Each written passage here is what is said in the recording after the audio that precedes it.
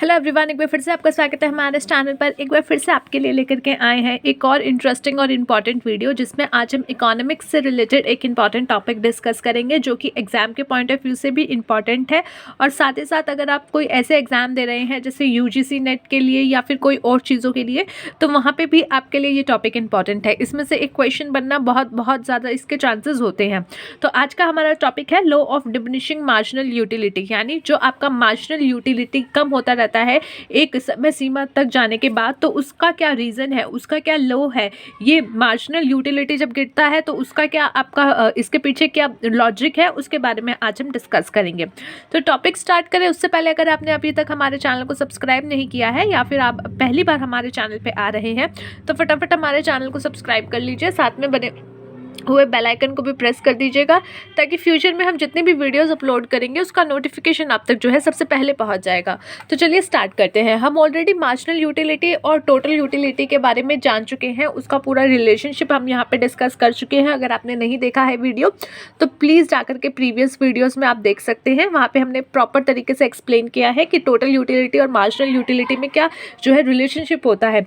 Total utility कितने जो है लिमिट तक बढ़ रही होती है, फिर जब घटना शुरू होती है तो मार्जिनल यूटिलिटी क्या रिएक्शन देती है। तो अब देखिए, जैसे कि आपको पता है यूटिलिटी क्या है। किसी भी एक चीज़ को कंजम्पशन करने से या उसका जो है आप सेवन कर लेते हो, तो उससे जो आपको एक सेटिस्फैक्शन मिलती है उसको आप कहते हो यूटिलिटी। और मार्जिनल यूटिलिटी क्या होती है, जब आप एक उसी चीज़ के, जैसे कि मैं आइसक्रीम खा रही हूँ, मैंने 1 कप खाया, 2 कप खाया, 3 कप खाया, अब जो एक और मैं कप उसमें ऐड कर रही हूँ, तो उस एक यूनिट को ऐड करने से उसमें मुझे कितनी यूटिलिटी प्रोवाइड हुई है एक और एडिशनल यूनिट करने से, तो उसको आप कहते हैं marginal utility. So state that as we consume more and more units of a commodity, the utility derived from each successive unit goes on decreasing. देखिए क्या कहा जाता है यूटिलिटी के मार्जिनल यूटिलिटी के डिमांड तरीके में। सपोज़ आपको बहुत प्यास लगी हुई है, आपने 1 गिलास पानी पी लिया, आपकी प्यास जो है बुझ गई। अब आपने दोबारा 1 गिलास पानी पी लिया, तो क्या आपको वही सेटिस्फैक्शन का लेवल मिलेगा जो आपने पहले गिलास का सेवन करके लिया था, या पहला गिलास का पानी जब आपने पिया तो उससे जो आपको सेटिस्फैक्शन मिली, क्या वही सेटिस्फैक्शन आपको जो है दूसरे गिलास के पानी को पीने से मिलेगी? या सपोज आपने उससे जो है दोबारा 1 गिलास और पानी पी लिया, तीसरा गिलास पी लिया, तो क्या आपको दोबारा उतनी ही सेटिस्फैक्शन मिलेगी? तो ऑब्वियसली नॉट। एक टाइम जो है आपको क्या है, पहले ग्लास जैसे ही आपने पिया, आपको बहुत प्यास लगी थी, तो आपका जो इच्छा थी, आपका जो मन था, या कह लीजिए जो आपको उससे सेटिस्फैक्शन चाहिए थी, वो मिल गई। वही दूसरा गिलास जैसे ही आपने पिया तो आपको वो थोड़ा सा जो है नॉर्मल लगा, ऐसा नहीं है कि आपको उससे बहुत ज़्यादा सेटिस्फैक्शन प्राप्त हुई। तो इसीलिए मार्जिनल यूटिलिटी क्या होता है कि ये एक जैसे ही आप कमोडिटी इंक्रीज़ करते हो, जैसे ही आप कंजम्पशन इंक्रीज़ करते हो किसी चीज़ की, या उसके यूनिट्स ज़्यादा कंज्यूम करते हो, तो उसकी जो मार्जिनल यूटिलिटी है वो गिरती रहती है, गिरना शुरू रहती है। It has universal applicability and applies to all goods and service. अब ये आपके लिए हर गुड्स और हर सर्विस पे अप्लाई होती है।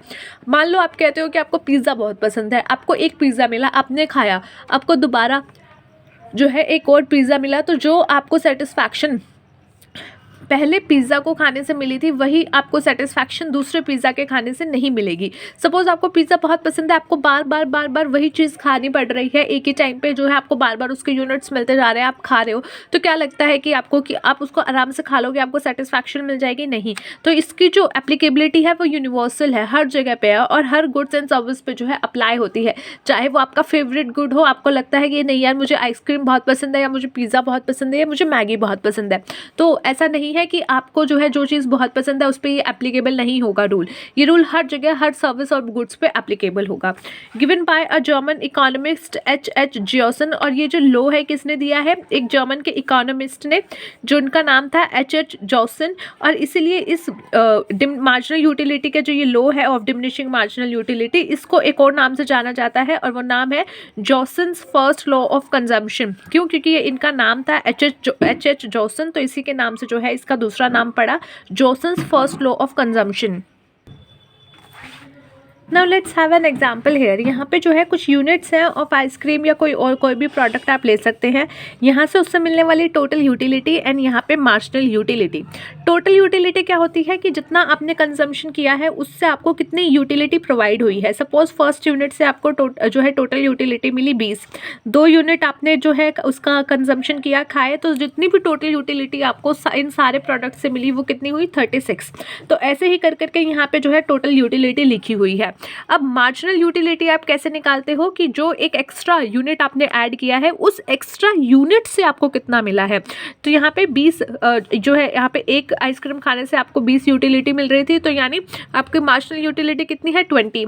दूसरा आइसक्रीम जैसे ही आपने खाया तो टोटल यूटिलिटी हो गई 36, यानी कि 36 में से 20 टोटल यूटिलिटी तो उसकी थी जो पहले यूनिट की थी, पहली आइसक्रीम की थी। तो यानी जब आपने दूसरा सेवन किया तो आपको वहाँ से सिर्फ कितना मिला, जो है 16 का जो है एक मार्जिनल यूटिलिटी मिली। तो आपको क्या करना है, यहाँ पे माइनस करना है अपने पिछले जितने यूनिट्स थे उसकी टोटल यूटिलिटी से।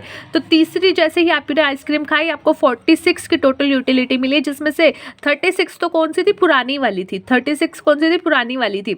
और इस 36 के अलावा आपको कितना मिला 10, यानी कि तीसरा यूनिट करके आपको सिर्फ 10 मिला। फोर्थ में 4, 5 में 0 एंड 6 में -6। अब माइनस में क्यों जा रहा है, क्योंकि आप किसी भी चीज़ का अगर कंजम्पशन हद से ज़्यादा करोगे तो आप एक ऐसे टाइम पर पहुँच जाओगे कि आपको उससे कोई सेटिस्फैक्शन नहीं मिल रही, और आपने दोबारा अगर एक और उसका लेवल जो है यूनिट का कंजम्पशन कर लिया तो आपको जो है वॉमिटिंग आ जाएगी या कुछ इश्यूज हो जाएंगे। तो वो क्या है, उसमें जो आपकी सेटिस्फैक्शन है वो डिससेटिस्फैक्शन में हो जाएगी और नेगेटिव चली जाएगी। इसी को अगर हम ग्राफिकली रिप्रेजेंटेशन जो है देखें तो वो कुछ इस प्रकार से बनेगा। ठीक है, ये लाइन थोड़ा सा मिला नहीं है क्योंकि ये थोड़ा जो है इसका इक्वल नहीं था, तो आप उसको जो है थोड़ा समझिएगा। यहाँ पे जो है जैसे ही आपने एक यूनिट का कंजम्पशन किया तो आपको जो है यूटिलिटी मिली, मार्जिनल यूटिलिटी 20।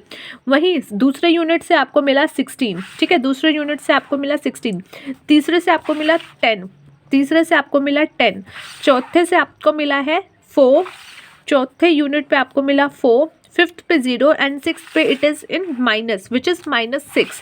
तो यहाँ पे -6। तो यहाँ तक आते आपको जो है 0 मार्जिनल यूटिलिटी मिल रही है और यहाँ पे आपको जो है ये मार्जिनल यूटिलिटी नेगेटिव चली गई है। अब इसी के बारे में यहाँ पे लिखा गया है कि MU क्या करता है, गिरना लग जाता है 20 से लेकर के 16 तक। 20 से 16 तक यहाँ पे जो है आपका MU गिर गया जैसे ही आपने उसका एक और यूनिट जो है ऐड कर दिया। जैसे ही आपने उसका एक और यूनिट जो है ऐड किया, फर्स्ट से सेकेंड जैसे ही आप गए एंड टू थर्ड आइसक्रीम भी वो क्या किया, तीसरे तक गिर गया। थर्ड आइसक्रीम लिया तो आपने वो 10 तक आपका गिर गया। फिफ्थ आइसक्रीम में क्या हुआ, आपको कोई यूटिलिटी नहीं मिली, आपको कोई सेटिस्फैक्शन नहीं मिली। और यहाँ पे जो है इस पॉइंट को क्या कहा जाता है, पॉइंट ऑफ सैटिटी। यहाँ पे जो है कोई आपको जो है सेटिस्फैक्शन नहीं मिली है। और 6 में आते आते आपका MU जो है नेगेटिव बनना शुरू हो गया। MU कर्व स्लोप क्या होता है, डाउनवर्ड शोइंग होता है, that MU of successive unit is falling. ये आपका गिरता हुआ होता है, इसलिए ये जो है डाउनवर्ड शोइंग आपका बनता है स्लोप। अब यहाँ पे जो है इस लो के कुछ अजम्पशंस हैं। अजम्पशंस यानी कि ये जो है पहले ही ध्यान में रखा जाएगा कि यहाँ पे इस सिचुएशन में अगर ये अजम्पशंस अवेलेबल हैं तो ही ये लो अप्लाई होगा। कुछ चीज़ों को यहाँ पे नहीं लिया गया है, जैसे कि कार्डियल measurement of utility.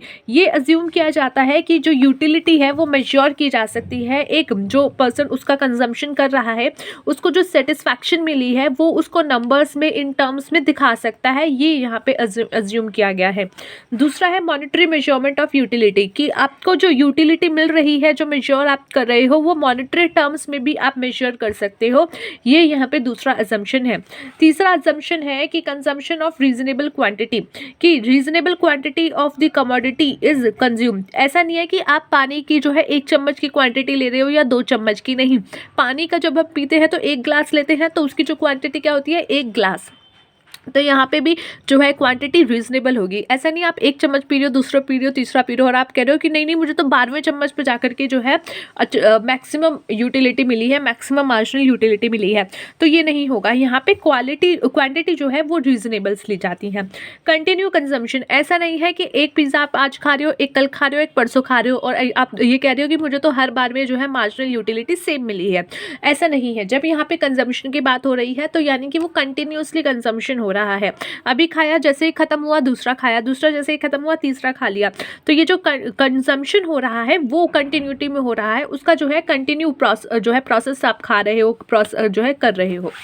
Next is no change in quality, यानी कि ऐसा नहीं है कि आपने अभी कुछ अच्छी क्वालिटी का खाया, दूसरा कुछ और क्वालिटी का खाया, तो जो कंजम्पशन जिस प्रोडक्ट का आप कर रहे हो उसकी जो क्वालिटी होगी उसमें भी कोई चेंज नहीं होगा। ये सोच करके ये लो बनाया गया है। अजम्पशंस यानी कि ये चीज़ें सोची गई हैं, ये सब जो है देखा गया है और फिर वो लो बना है।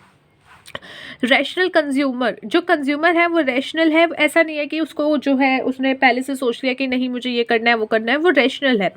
इंडिपेंडेंट यूटिलिटीज़, यानी कि assume that all the commodity consumed by consumer are independent, वो किसी और के ऊपर डिपेंडेंट नहीं थी। जो यूटिलिटीज़ थी वो उसी कमोडिटी पे डिपेंडेंट थी जो आप कंज्यूम कर रहे हो, और ऑल द कमोडिटी जो आप कंज्यूम कर रहे हो वो इंडिपेंडेंट है, एक दूसरे से अलग है, इंडिपेंडेंट है। MU of money remains constant. अब देखो ऐसा हो सकता है आपको लगे कि यार हम तो मनी का भी कंजम्पशन करते हैं, अगर आपके पास अभी 500 रुपये है तो आपको उससे जो है सेटिस्फैक्शन मिलेगी, पर आपकी और इच्छा होगी, आपको 1000 रुपये मिलेंगे तो आपका जो है MU उससे जो है और ज़्यादा बढ़ जाएगा। तो यहाँ पे मनी का जो MU है वो कांस्टेंट रिमेन होता है, वो एकदम एक जो है कांस्टेंट चलता है, ऐसा नहीं है कि उसमें गिरावट आती है। और MU of the commodity has to be measured in monetary terms, it is assume that MU of money remains constant. और यहाँ पे क्यों ऐसा बोला गया है, क्योंकि कमोडिटी को जो है आप मेजर करते हो मॉनेटरी टर्म्स में, और ये मान कर चलते हो कि जो मनी का MU है वो कांस्टेंट है, और उसी को ध्यान में रखते हुए आप ये लो पे आते हो। Fixed income and price, it is assume that income of the consumer and price of the goods which the consumer wish to purchase remain constant, कि जो भी वो कमा रहा है, जो उसकी इनकम है, जो वो कंजम्पशन, जो व्यक्ति कंजम्पशन कर रहा है उसकी जो इनकम है, और साथ ही साथ वो जो आइसक्रीम खा रहा है या कोई और प्रोडक्ट खा रहा है, कोई गुड खा रहा है, तो उसका जो प्राइस है वो दोनों क्या है, उसमें कोई बदलाव नहीं आ रहा, वो मान के चला गया है कि वो जो है कांस्टेंट रिमेन करते हैं। परफेक्ट नॉलेज, इसके अंदर ये बोला गया है कि जो भी व्यक्ति कुछ कंजम्पशन कर रहा है या जो भी व्यक्ति कुछ ये आइसक्रीम खा रहा है, जो व्यक्ति खा रहा है, वो उसको जो है मार्केट में उस प्रोडक्ट के अलावा जो जो प्रोडक्ट अवेलेबल है, उसका जो ऑल्टरनेटिव अवेलेबल है उसके बारे में उसको पूरी जो है नॉलेज है। तो consumer has perfect knowledge of the various choice available to him, कि उसके अलावा कौन कौन सी और चीज़ें हैं जो उसके लिए अवेलेबल है वो खा सकता है, तो उसके भी उसको बारे में उसको पता है, उसकी चॉइसेस क्या क्या अवेलेबल हैं। तो ये माना गया है कि ये कुछ अजम्पशंस है जिसको देख करके आपके यहाँ पे law of diminishing marginal utility का लॉ बना है। So thanks for watching guys, मिलते हैं नेक्स्ट वीडियो में एक अगले टॉपिक के साथ। तब तक के लिए take care of your self and take care of your health.